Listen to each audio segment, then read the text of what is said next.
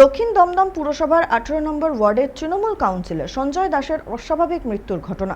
বন্ধ ঘর থেকে ঝুলন্ত অবস্থায় উদ্ধার হয়েছে মৃতদেহ।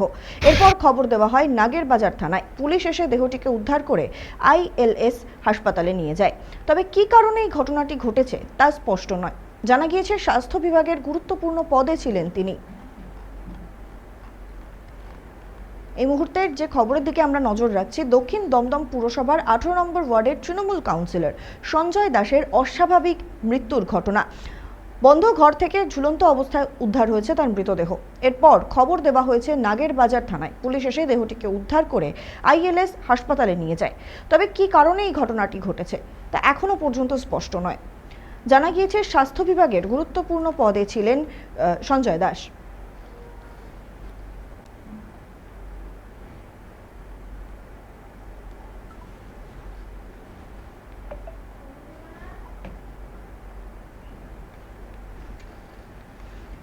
দক্ষিণ দমদম পুরসভার 18 নম্বর ওয়ার্ডের তৃণমূল কাউন্সিলর ছিলেন সঞ্জয় দাস এবং যেমনটা জানা গিয়েছে স্বাস্থ্য বিভাগের গুরুত্বপূর্ণ পদেও ছিলেন তিনি। আজ সকালে অর্থাৎ শনিবার সকালে তার অস্বাভাবিক মৃত্যুর ঘটনা ঘটে। এই ঘটনায় রীতিমতো চাঞ্চল্য ছড়িয়েছে গোটা এলাকা জুড়ে এবং রাজ্য রাজনীতিতে।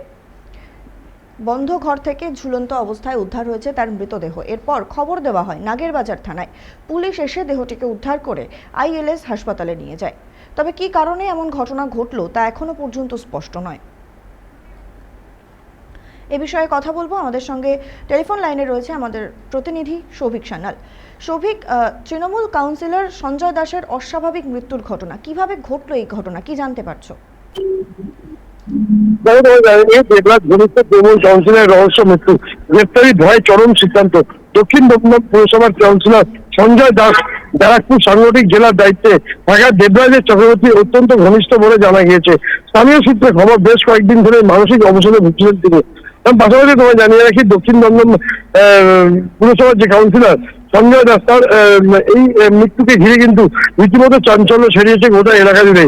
গত সপ্তাহে তোলাবাজি, ভোট পরবর্তী হিংসা সহ একাধিক মামলায় গ্রেপ্তার হয়েছিলেন দেবরাজ। তিনি রাজারহাট গোপালপুর বিধায়ক অদিতি মুন্সির স্বামী। দেবরাজের গ্রেপ্তারি পরপরই তার ঘনিষ্ঠ একাধিক তৃণমূল নেতাও ধরা পড়েছে পুলিশের জালে। স্থানীয় সূত্রে খবর, বেশ কয়েকদিন ধরেই মানসিক অবসাদে ভুগছিলেন দক্ষিণ দমদম পুরসভার কাউন্সিলর সঞ্জয় দাস।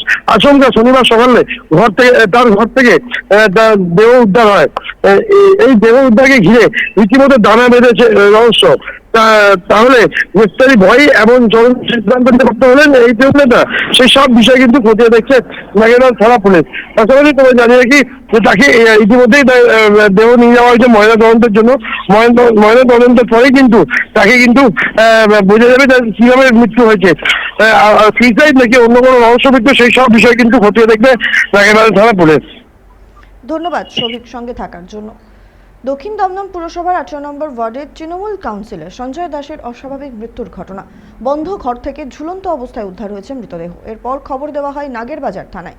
পুলিশ এসে দেহটিকে উদ্ধার করে আইএলএস হাসপাতালে নিয়ে যায়। তবে কী কারণে এই ঘটনাটি ঘটেছে তা এখনও স্পষ্ট নয়। জানা গিয়েছে স্বাস্থ্য বিভাগের গুরুত্বপূর্ণ পদে ছিলেন তিনি। পারিবারিক সূত্রে জানা গিয়েছে বেশ কিছুদিন ধরে মানসিক অবসাদে ভুগছিলেন তিনি।